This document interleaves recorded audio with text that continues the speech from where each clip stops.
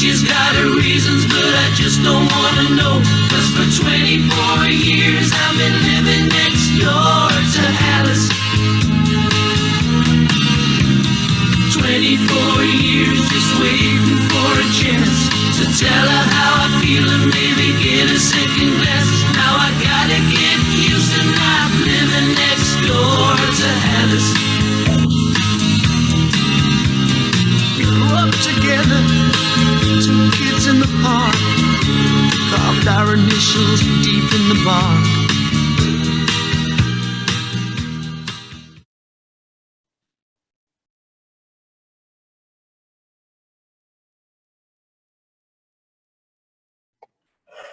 So, hi, I'm Rosie Phillips. I'm the Deputy CEO of Bipolar UK. I'm delighted today to be invited by Rotary to work and do a presentation with Nicky Chinn, who is one of our ambassadors.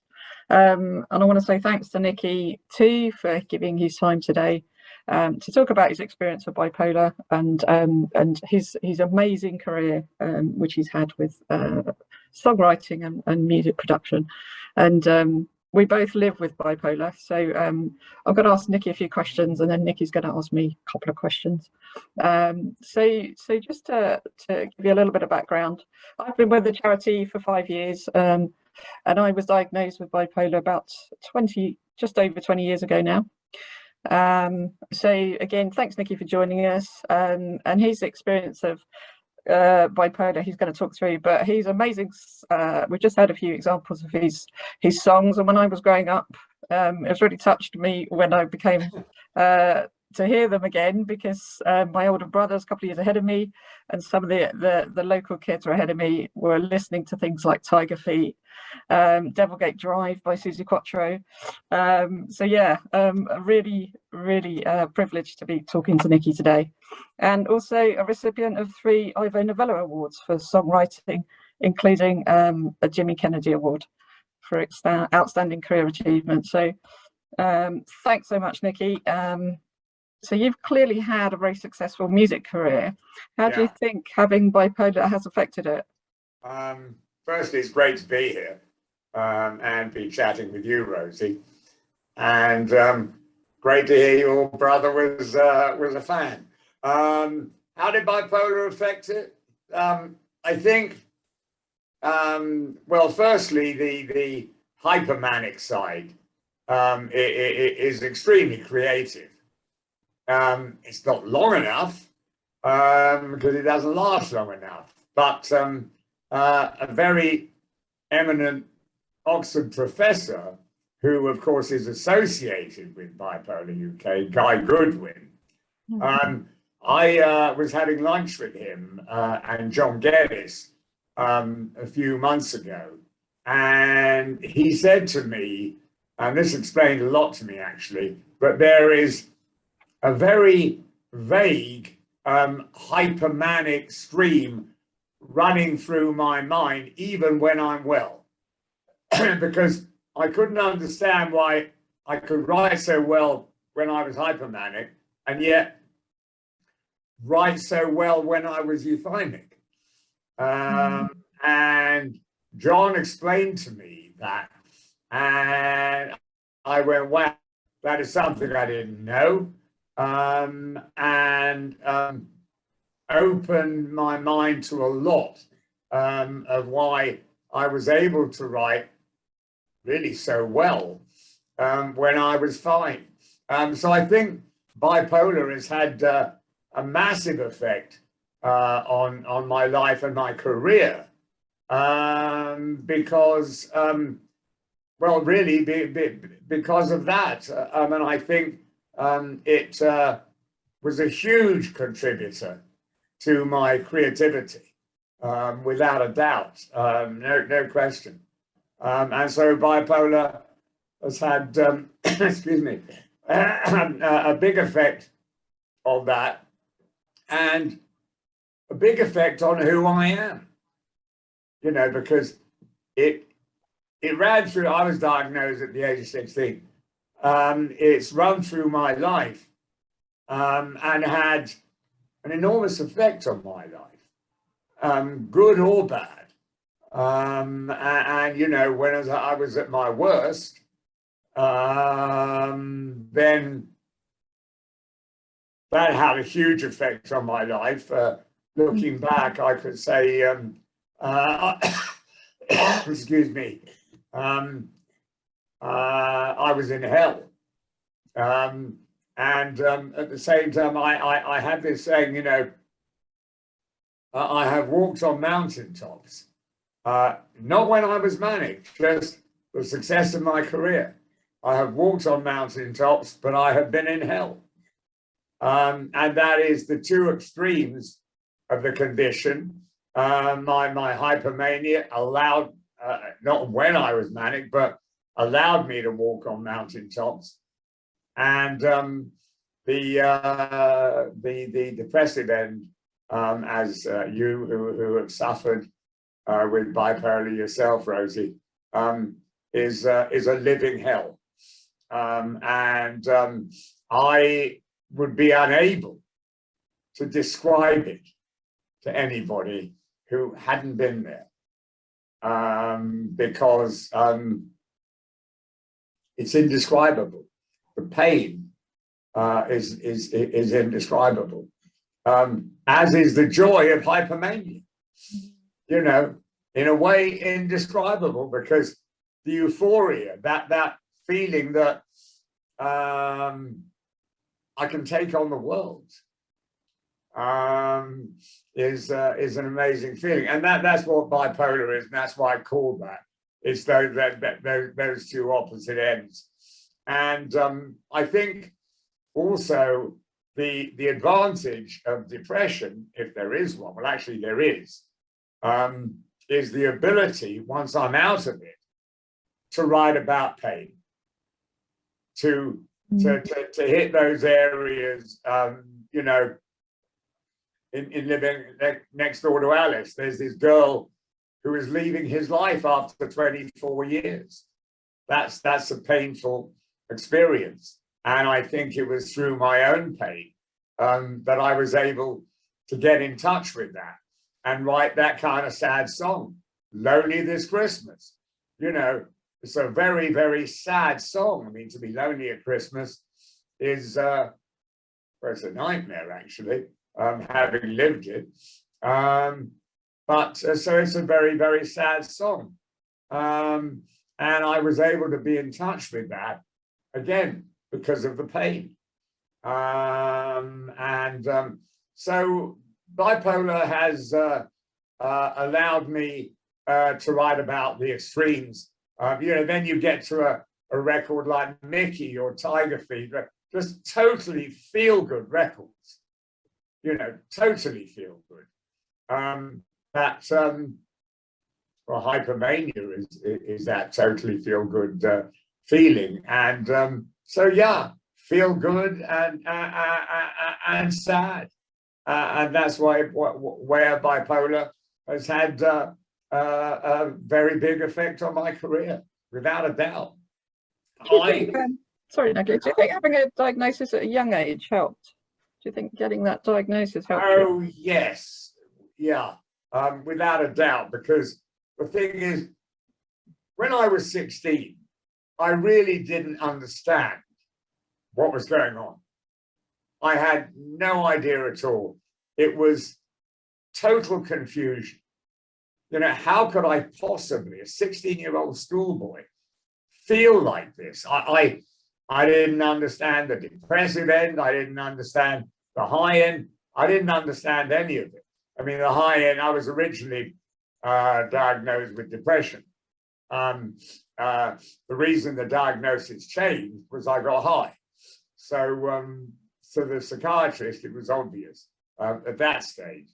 But the reason the diagnosis was very useful to me was I had something I could tell people was wrong with me. You know, it was like, well, why you like it? And of course, back then it was called manic depression. It wasn't called bipolar. But I had a label, and that label actually was very, very important to me. I could say to people, I have manic depression. I'm not just nuts. I have an illness. It's a known illness. And of course, there was a big danger back then of being labeled as nuts. Yeah. I was able to say, no, I have this condition. I'm not nuts.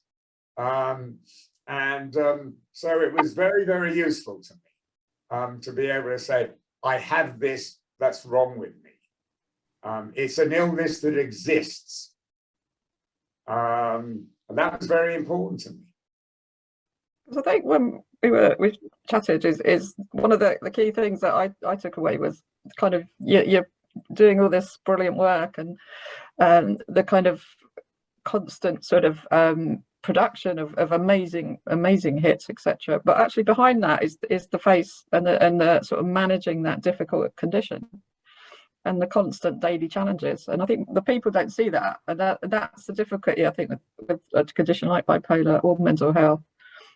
People don't see it. It's not like something more physical, such as a broken arm or broken leg, where people can see that. Yeah, absolutely. They don't see it. And they also don't see the insecurity that is actually lying behind that. You know, they don't see the fact that I still didn't think I was good enough. They don't see that. They see the facade. They don't see the insecurity. They see the guy who's strutting around having all those hits, but underneath that layer is all those feelings that eventually lead to illness.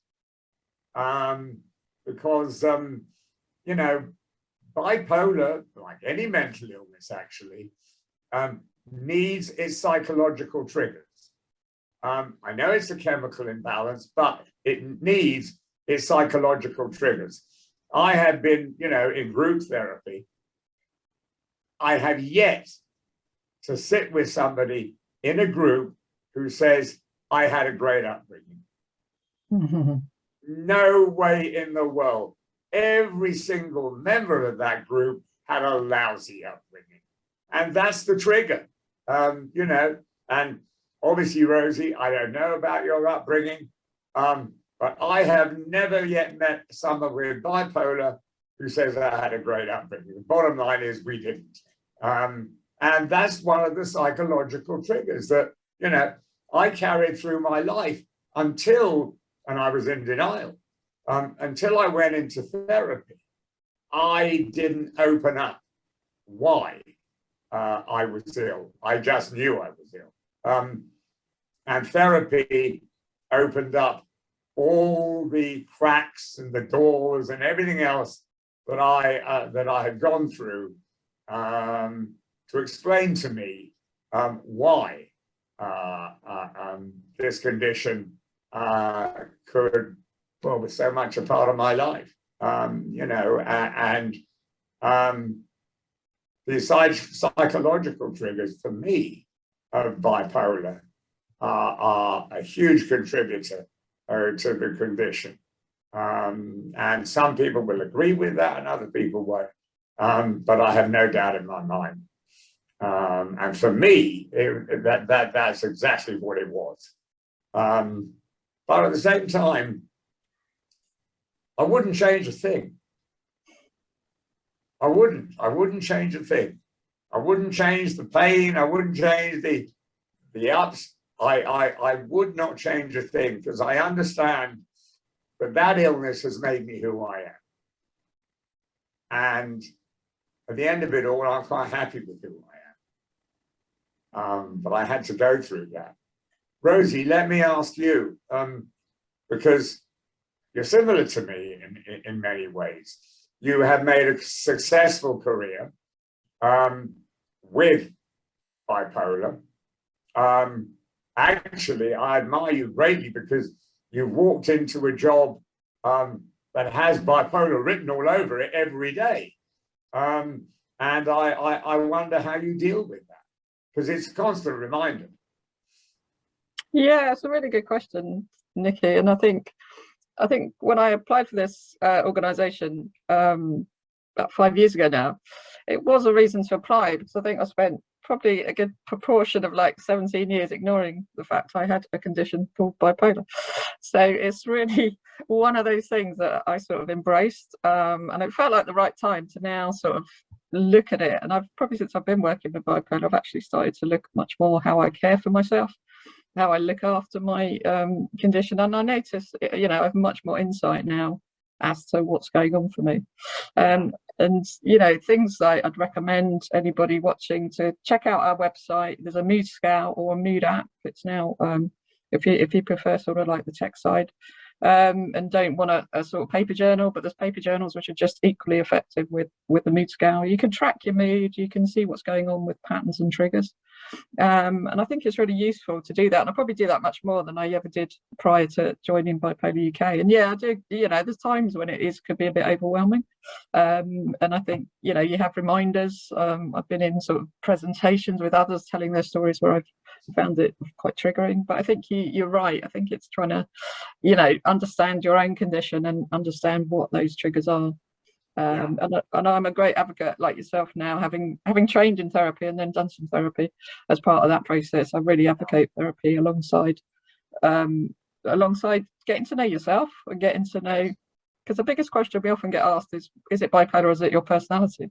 And I think people have to work that out for themselves sometimes, I think, and understand what is their bipolar triggers.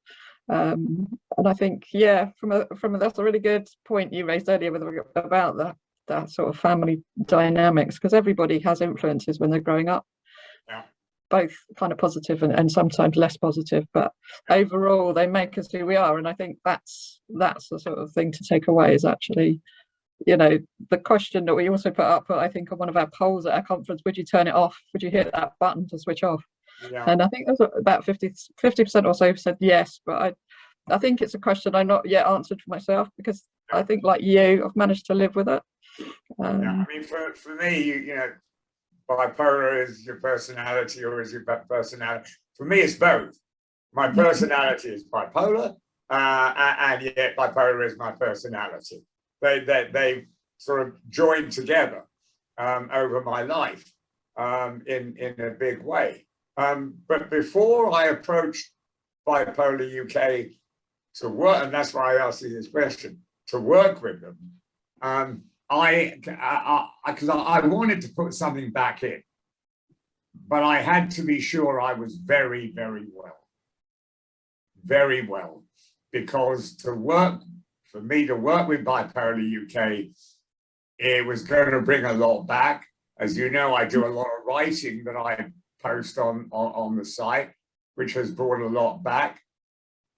Am I well enough to do that? Absolutely.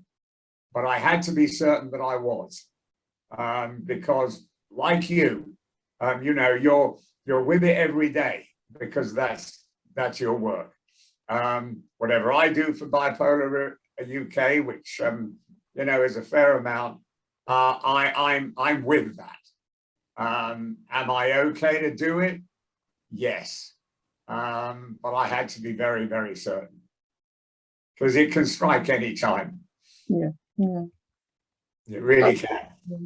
And I think kind of what I want to say, Nick, is a huge thanks, because it is kind of people like yourself as our ambassadors and sharing those stories that really help others. And you've written some amazing stuff on our website, which will help other people immensely. And even, you know, today, this is going to help other people. And it's even getting a diagnosis. If people are unsure, it's making those first steps to go and try and get to the point where they can understand what's going on for them. Yes. And the reason I wanted to help other people was the few people who helped me. You know, therapists, great psychiatrists. And I realized I wouldn't be as well without them. And that's why I wanted to put something back in. And I wanted to say to people, as you say, today hopefully will help people. I wanted to say, you can be well. You can. This illness can have an ending. And I know the condition is with us for life, but you can be well. Because I remember times when I thought I would never, ever get better. Mm. And I was wrong. And that's one of the things I want to say to people, you know, you can get better, which I think is very, very important, because when we're very ill, that seems a very far distant thing on the horizon, but you can get well. Yeah, so I remember on it was interesting on our conference, Leah Charles King, one of our hosts, was talking about wondering if they could still have their career once they and whether they would still have it. And I remember going through those exact thoughts when I was in hospital for the Yeah. And I remember that very, very powerfully, saying wasn't sure I could still work. At the time, I was a youth worker, and I was like, can I still work with youth with this condition? And it is a really, really frightening concern at that point, whether or not that is the end of one career completely. And it's different about changing career when you're ready to, but if something ends your career because of the condition, then that's kind of really frightening, I think. So, but what's your top tips, Nicky? What would you say a couple of top tips are to keep well or maintain self-management? Tips? I'm not sure I believe in tips. From me, one thing, this was a tip to myself. So one thing I would say to anybody suffering with this, for God's sake, get up in the morning. Okay. Because the temptation when we're depressed is to lie in bed and hide. So yeah, for God's sake, get up in the morning. Otherwise, you've got no chance. Other tips than that, I don't know. I mean, I have been fortunate enough to have therapy. That probably saved my life. So anybody who can avail themselves of any kind of therapy. So I would say, for instance, the groups that Bipolar run, you know, go to them. It is important to understand you're not alone, you're not the only one, because there's that temptation to think, well, I'm the only one. Well, we're not. And when you go into a group, you understand that. So the support groups that Bipolar UK run, I think are incredible, are incredibly important. If you can get any kind of therapy, whatever, if it's CBT, whatever it is, avail yourself of it. As I say, yeah, it saved my life. I know I've been fortunate enough to have it, and I think it's a terrible weakness in the system, but there's not more of it available. But if you can, that's certainly a tip. But sometimes different things work for different people. Yeah. So I would say, what qualifies me to give tips? You know, what has worked for me has worked for me. I think people can work out. I mean, I know there are sort of set self-management rules. I'm not someone who believes in playing by the rules. I sort of worked out my own way of surviving, you know, and some of that, interestingly enough, whether it doesn't work in the long run, was to be in denial. But there's one thing I found out about denial: it doesn't work. Yeah, it works for so long, doesn't it? And then you have to deal with it. Yeah, it doesn't work. Definitely not. Doesn't work.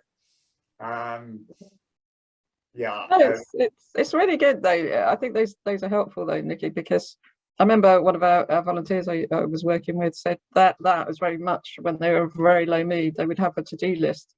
And even if they ticked one thing off that to-do list, it meant something was they were focusing. And I think it's just finding out what works for you is really important. I think that's one of the key messages, because it is such a unique illness to everybody, isn't it? It's unique to you. Yes, it is. But there's get up in the morning. Another one actually is hygiene.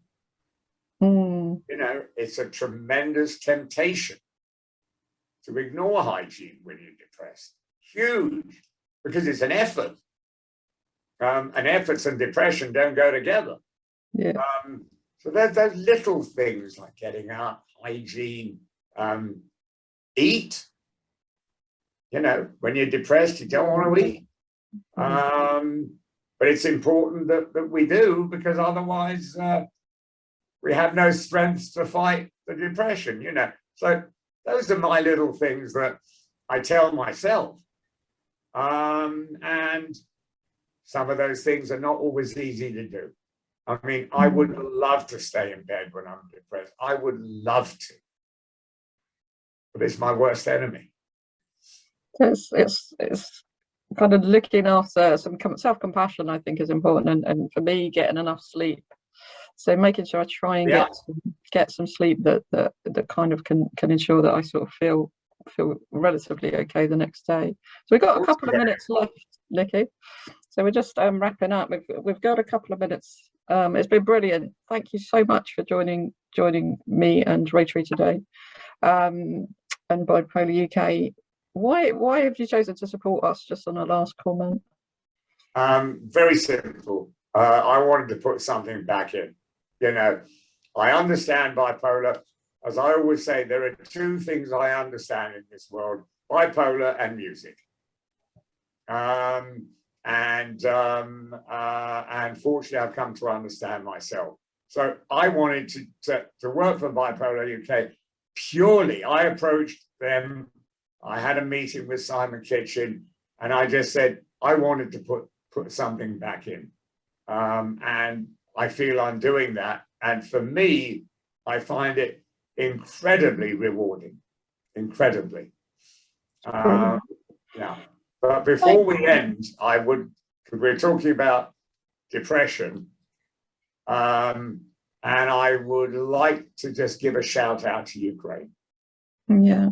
Because they know a lot about depression right now as well. And we, you know, talk about ourselves, and we get very self-absorbed in all that. I just want to mention them because I think they're incredible people. And I think that's a really brilliant message to end on. Thanks, Nicky. I've really enjoyed it. I've felt very honored to be invited to this. I've enjoyed working with you on this, Rosie. And just, I feel very honored. Thank you very much. And back to our hosts at Rotary. That's right, that's right, that's right, that's right. I really love your tiger life. And that's neat, that's neat, that's neat, that's neat. I really love your tiger feet. I really love your tiger feet. Your tiger feet. Your tiger feet. Your tiger feet.